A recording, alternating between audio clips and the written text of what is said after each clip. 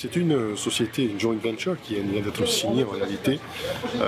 C'est un protocole d'accord qui vient d'être signé aujourd'hui donc, entre la Polynésie française et une société d'investissement chinois pour la création d'une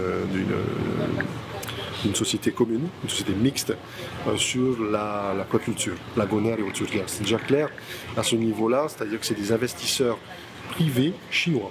Ce sont des fonds asiatiques qui sont donc mobilisés. Ce n'est donc pas avec le gouvernement de la Chine.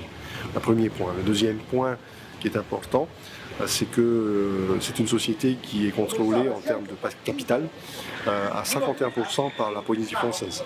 Donc les 49% restants appartenant à la société d'investissement chinoise. Il y a à la clé 10 000 emplois prévus, donc 90% d'emplois réservés aux Polynésiens, aux locaux.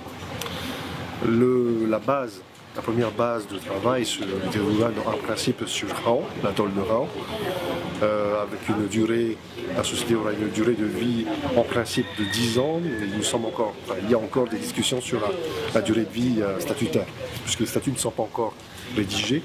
Il y a un délai de 2 mois qui est prévu pour la rédaction de ces statuts-là. La participation de la Polynésie française à cette société-là est essentiellement de 25 millions d'apports financiers, c'est tout.